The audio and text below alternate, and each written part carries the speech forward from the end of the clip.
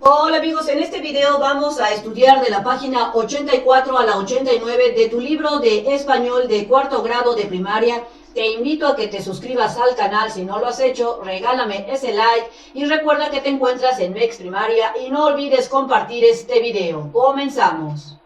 En la página número 84 de tu libro te dice que en esta práctica social del lenguaje número 8 se realizará con el objeto de que tú sepas leer lo que son los poemas y podrás compartirlo con tu comunidad escolar. Así es que en esta práctica aprenderemos o recordaremos cómo se leen los poemas. En la página número 85 de tu libro te dice lo que conozco.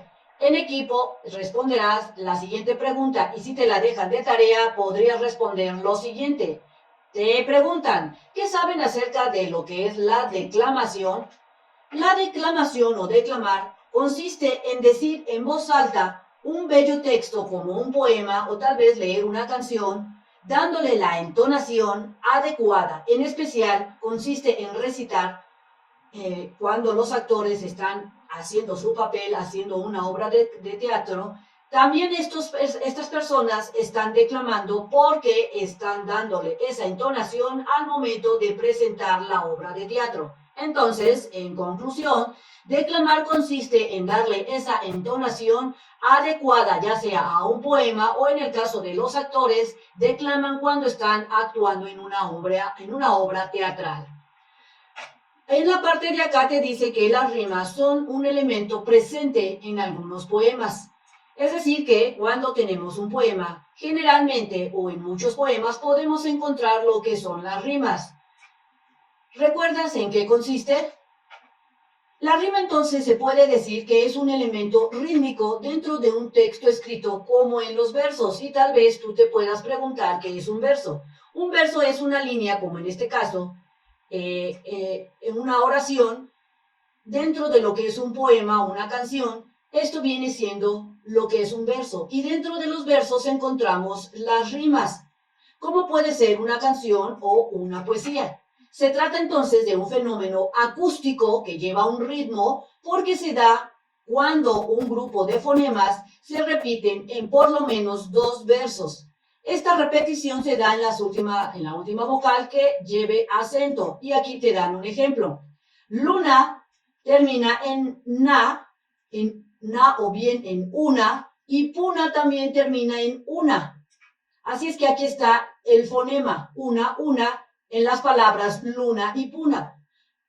Entonces aquí decía que las rimas generalmente se dan en los poemas o canciones dentro de los versos. Mira, en este verso que dice admiróse un portugués, termina en es, haciendo rima con este otro verso que dice supiesen hablar francés, que también termina en es. Entonces podemos concluir que estos dos versos tienen rima porque los fonemas en estas palabras terminan en es, y se repiten en al menos dos veces en este párrafo, en este poema. Así es que entonces continuamos, que te dice aquí que los temas de los poemas son variados, es decir, que en un poema no solamente todos los poemas hablan de amor, ni tampoco todos los poemas hablan de desamor, son variados. Entre otros están que hay poemas que hablan de la naturaleza, hablan del amor y algunos expresan mucha alegría, tristeza, enojo o un buen humor. Así es que aquí te comentan y te dicen que leas el siguiente poema. El poema entonces se titula ¿Saben sin estudiar? Solamente que aquí nos falta responder esta pregunta antes de empezar, esta que dice, ¿pueden identificarlas estas rimas? La respuesta es que, al menos yo, la mayoría de las partes sí puedo identificarlo. Pero recuerda que tus respuestas de acuerdo a las preguntas pueden cambiar o ser muy diferente porque tu forma de pensar es diferente o lo que te diga tu maestra puede hacer que tus respuestas cambien. Ahora sí, continuando entonces leyendo este poema, se comentó que el título es Saber sin estudiar, escrito por Nicolás Fernández de Moratín en el siglo XIX. Y dice así el poema. Admiróse un portugués de ver que en su tierna infancia todos los niños en Francia supiesen hablar francés. Arte diabólica es, dijo torciendo el mostacho, que para hablar el gabacho, un fidalgo en Portugal llega a viejo y lo habla mal, y aquí lo parla un muchacho. Así es que después de haber leído este poema, te encuentras con esta parte que tienes que contestar. Portugués entonces rima con francés, porque mira, portugués termina en es y francés también. Infancia rima con Francia, porque infancia termina con ia, con cia, más bien con cia, o inclusive con ansia, hasta acá está el fonema, y Francia también termina en ansia. Mostacho rima con gabacho y con muchacho. Si te das cuenta, mostacho termina en hacho, gabacho en hacho y muchacho en hacho. Así es que, pues ahí está la rima. Y Portugal rima con mal, porque si te das cuenta, termina en al y mal igual.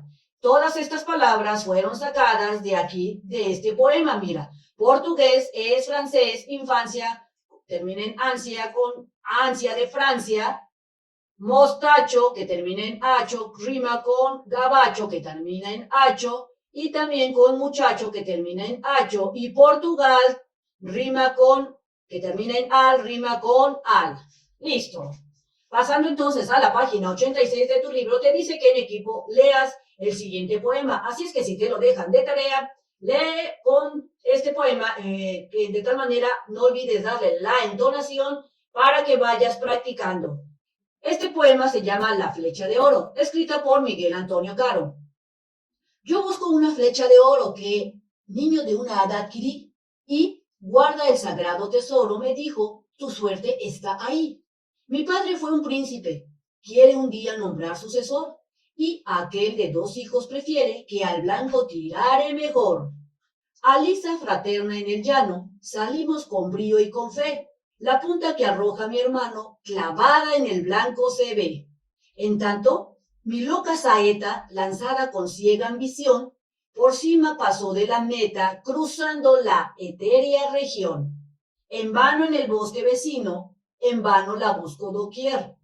Tomo misterioso camino que nunca he logrado saber. El cielo me ha visto horizontes, salvado con habido afán, y mísero a valles y montes pidiendo mi infiel talismán. Y escucho una voz, adelante, que me hace incansable marchar.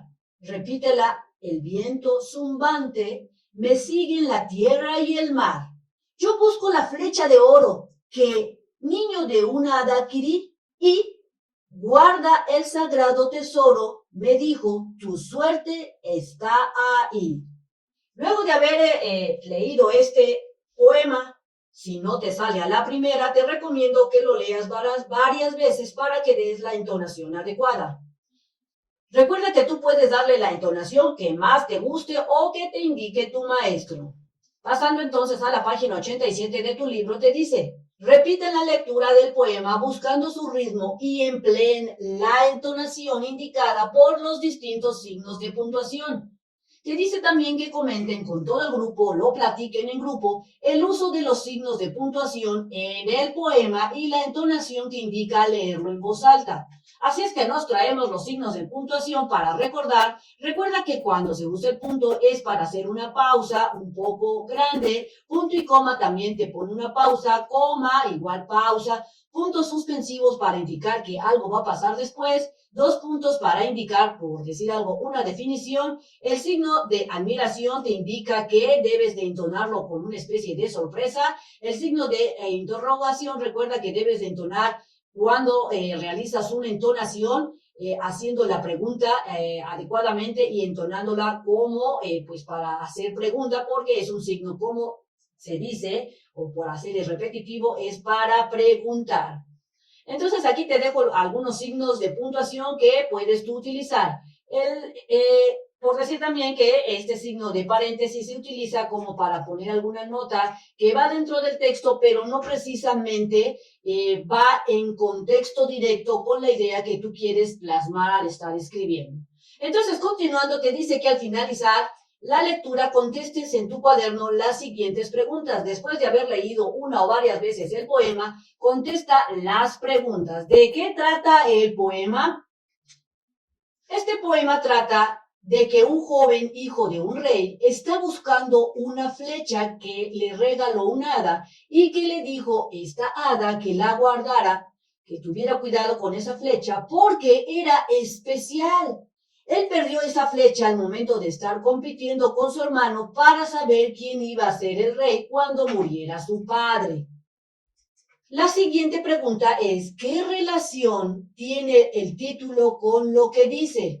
La relación que yo encontré, que recuerda que tu respuesta puede ser diferente, fue que el título del poema es la flecha de oro y la relación es que de acuerdo a lo que dice el poema, el joven está buscando esa flecha de oro porque la perdió. Entonces, esa relación sería que el poema habla de la flecha de oro, al igual que el título te da una idea de que el poema hablará sobre una flecha de oro. Es decir, el título habla de que es una flecha de oro y el poema se basa en esa flecha de oro que se perdió. Porque si tú has notado, hay a veces algunos poemas que tienen un título y es difícil encontrar la relación del título con lo que quiere expresar el poeta. La siguiente pregunta es, ¿qué pretende comunicar el autor?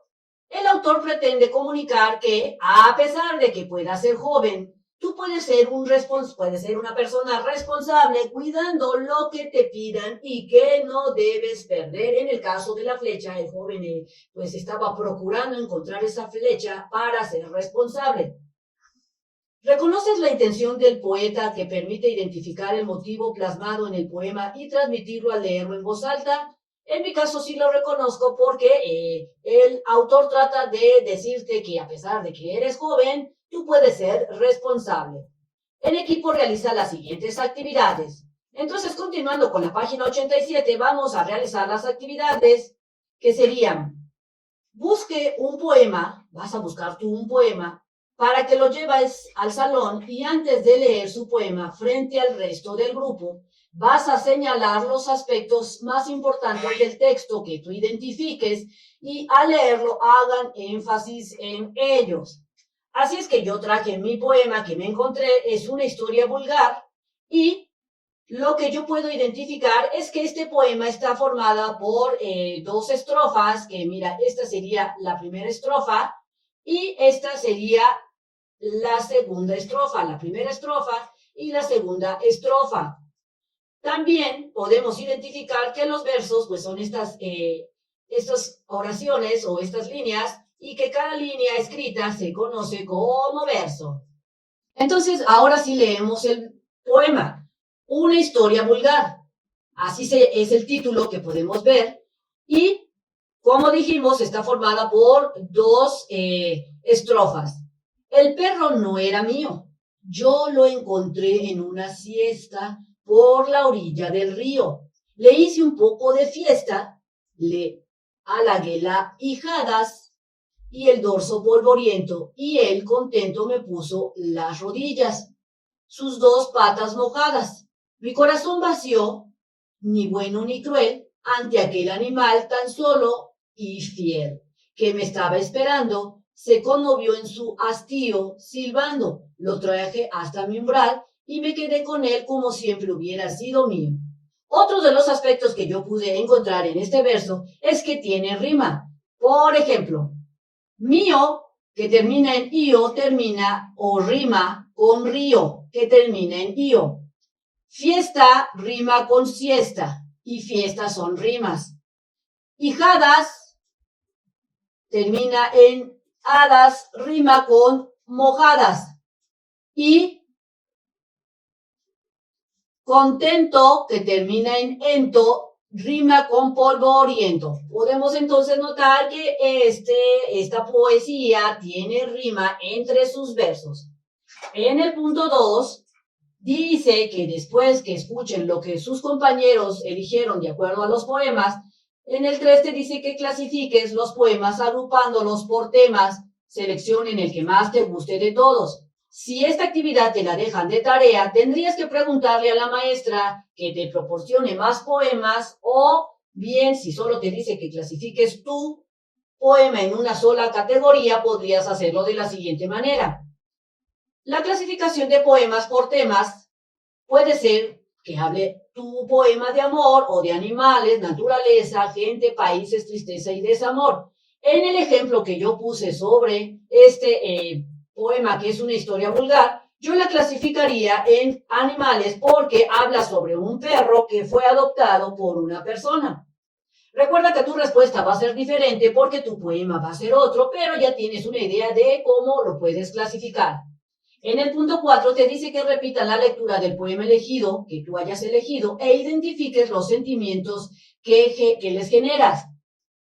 En mi caso, yo pude identificar que este poema te puede generar sentimientos hacia los animales, de ayudar al perrito que no tiene casa. Es decir, que te genera un sentimiento de amor hacia quién, hacia el perrito, hacia los animales. En el punto 5 te dice que busquen en el diccionario el significado de la palabra, de las palabras que tú desconozcas, para comprender mejor el poema. Así es que si esto te lo dejan de tarea, tendrías que identificar en tu poema qué palabra no conoces o no sabes el significado y poner dicho significado en tu cuaderno. En el 6 te dice que subrayen las comparaciones en caso de que haya. En mi poema no pude encontrar alguna comparación, pero esto se refiere a que, por decir un ejemplo, te diga en un poema como tu boca se parece a fresa, a una fresa. Ahí se da una comparación y si es así tendrías que subrayarlo. En el punto número 7 te dice que comenten cuáles son los sentimientos y las emociones que el autor manifiesta en su poema. En este caso, yo ya lo comenté aquí que el sentimiento que evoca este poema es el amor hacia un perro que no conocía y que después lo adopta a este perrito. Pasando entonces a la página 88 de tu libro, te dice que en mi diccionario dice que busques el significado de todas esas palabras que desconozcas, de los poemas que se hayan leído en tu grupo y que cuida que la acepción elegida se relacione con el texto que se utiliza. Un dato interesante. En ocasiones se utilizan las palabras declamar, que habíamos dicho que consiste en darle la entonación adecuada a un poema o cuando se está actuando hay que darle esa entonación, y recitar, es decir, que hay veces que se puede confundir que declamar y recitar es lo mismo, con el mismo significado, pero cuando una persona declama, le da ¿qué cosa? La entonación al poema y emplea la expresión gestual, es decir, que lo está leyendo y su cara expresa, ya sea en tristeza o mucho amor o mucha emoción, y corporal para enfatizar las emociones y los sentimientos de texto. Recitar generalmente implica decir el poema en voz alta. Entonces ya sabes la diferencia. Recitar es leer algo en voz alta y declamar consiste en darle esa entonación a un poema, a una canción o al estar actuando. Recuerda que al declamar un poema es importante que la entonación refleje las emociones y los sentimientos expresados por el poeta. Modulen el tono de la voz, ya sea muy alto o muy bajito, para que todos escuchen el poema. Punto 1. Lean el poema frente a sus compañeros. 2. El que escucha observará que la lectura sea fluida, que el volumen sea el adecuado y que la entonación sea la pertinente. Es decir, que un poema no lo tienes que gritar todo el tiempo. El punto 3 te dice que después intercambie las tareas con otro compañero. Quien escuchó leerá y quien leyó atenderá la lectura del poema. El punto 4 te dice que selecciones a un lector que se encargue de leer el poema en voz alta. 5. Determine cómo leerá el poema. Marquen los signos de puntuación para que los identifiquen y señalen cuando aumenta el volumen, cuando disminuye y cuando la lectura tiene que ser lenta y rápida. Es decir, que si te dejan de tarea hacer esta actividad, tendrías que marcar en tu poema cuando vas a entonar muy fuerte y cuando debes de bajar la voz. Y en el punto 6 te dice que entre todo el grupo organicen la presentación de los poemas, elaboren en el pizarrón un cuadro con los datos de los poemas que presentarán, el orden de los nombres de los lectores y el tiempo estimado que durará cada lectura. Producto final. Todo el grupo declamará, es decir, leerá su poema dándole la entonación que requieres y lo hará frente a sus compañeros.